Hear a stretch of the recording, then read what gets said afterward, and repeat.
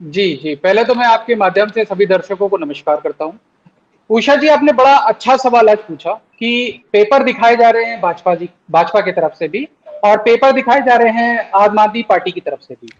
मैं आपको एक बहुत पक्की और सच्ची बात बता देता हूं कि जितने पेपर आम आदमी पार्टी की तरफ से दिखाए गए हैं, चाहे वो दो रजिस्ट्री हो जो 5 मिनट में की गई हो, चाहे वो एग्रीमेंट हो जो 9 लोगों के साथ किया गया हो, वो सारे पेपर बिल्कुल जायज है, बिल्कुल सत्य है और ये बात हम प्रूव करके रहे। साथ ही साथ भाजपा जो पेपर दिखा रही है, संबित पात्रा पिछले 3 दिनों से भाजपा के जो प्रवक्ता हैं वो जनता को बेवकूफ बनाने की कोशिश कर रहे हैं। जो भी पेपर वो दिखा रहे हैं, जो भी डॉक्यूमेंट वो दिखा रहे हैं, वो निराधार हैं और बेबुनियाद है। मैं आपको शुरुआत करता हूं पेपर से जो माननीय राज्यसभा सांसद संजय सिंह जी ने दिखाया। ये सारे डॉक्यूमेंट है मेरे पास, मैं आपको पढ़ के बता देता हूं कि ये डॉक्यूमेंट क्या है और संजय सिंह जी ने आज क्या कहा अपनी प्रेस कॉन्फ्रेंस में। देखिए, सभी को पता है कि 2 एग्रीमेंट हुए थे। एक एग्रीमेंट जिसमें जमीन बेची गई और एक एग्रीमेंट जिसमें जमीन खरीदी गई। मैं आपको बता दूं कि 18 मार्च 2021 को जो एग्रीमेंट हुआ था वो निरस्त कर दिया गया था और जो पहले निरस्त किया जाता है वो एग्रीमेंट और उसके बाद 7:10 पे उसकी जमीन की खरीदी हो जाती है। तो ये जो जमीन खरीदी गई 7:10 पे 2 करोड़ रुपए में किसके द्वारा खरीदी गई? सुल्तान अंसारी और रवि मोहन तिवारी जी के नाम पर ये एग्रीमेंट लिखा जाता है और शाम को 7 बजकर इन्हीं लोगों से राम मंदिर ट्रस्ट 18 करोड़ में जमीन खरीद लेता है। मतलब मात्र 5 मिनट का अंतर है इन दोनों एग्रीमेंट में। और इस एग्रीमेंट में जो मैं आपको डॉक्यूमेंट दिखा देता हूं, ये डॉक्यूमेंट है मेरे पास। इसमें लिखा क्या है ये देखिए। इसमें लिखा है कि 2 करोड़ में एग्रीमेंट हुआ है और 50 लाख रुपए एडवांस दिया गया। ये एग्रीमेंट किन लोगों के बीच में हुआ? ये एग्रीमेंट 2 पक्षों में हुआ। पहला पक्ष जो है वो हरीश पाठक और कुसुम पाठक जी हैं। ये देखिए, ये नाम है पहला पक्ष का, हरीश पाठक और कुसुम पाठक जी का। ठीक है, अब इसकी गाटा संख्या जो भाजपा अपने पेपर दिखा रहे हैं, चिल्ला चिल्ला के बता रहे हैं, गाटा संख्या वही है 243, 244 और 246। और ये एग्रीमेंट 9 लोगों में हुआ। दूसरा पक्ष जो हमारा है वो 9 लोगों का है। उनका नाम ये देखिए, ये मेरे पास है, ये डॉक्यूमेंट आप दिखा सकते हैं। इसका नाम मैं पढ़ देता हूं।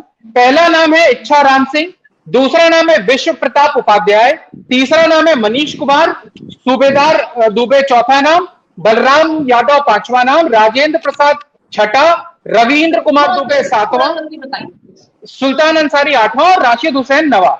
इनमें से कहीं भी, मतलब ये बहुत ही आश्चर्यजनक बात है कि इनमें से कहीं भी रवि मोहन तिवारी का नाम नहीं है और उसको बाद में भ्रष्टाचार में शामिल किया गया, उसको बाद में लाया गया ये बताने के लिए कि ये जमीन 18 करोड़ में कैसे खरीदी जाती है। आप क्या पूछना चाहते हैं, इसका जवाब हम बीजेपी से लेते हैं। आखिर ये जो रिश्ता है राजा राम मोहन राय में, माफ कीजिएगा, ये रवि मोहन तिवारी, हाँ, राम मोहन तिवारी में और बीजेपी में, ये क्या कनेक्शन, क्या निकला कि सिर्फ भ्रष्टाचार में उनको शामिल किया गया?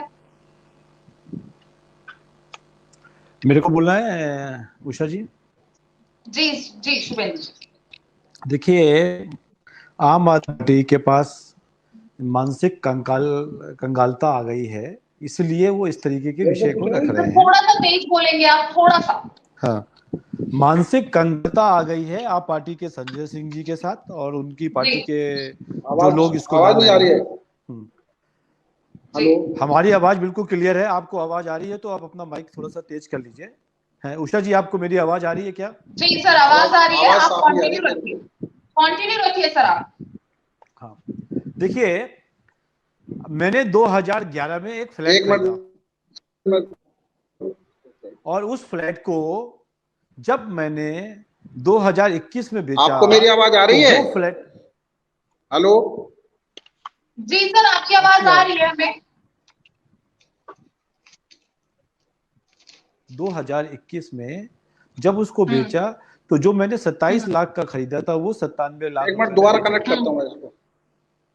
अब हुआ क्या है, आप मेरी बात समझिए। 2011 में एक जमीन थी जिस जमीन की बात चल रही है, उस जमीन का एक एग्रीमेंट हुआ और उसमें 2 करोड़ रुपए में बात हुई 2011 में। जमीन में डिस्प्यूट था, सुन्नी वक्फ बोर्ड भी उस जमीन के लिए अपनी बात कर रहा था, और भी कई लोग थे जो उस जमीन के लिए, हरीश जी और कुशुक जी जिसकी बात चल रही है।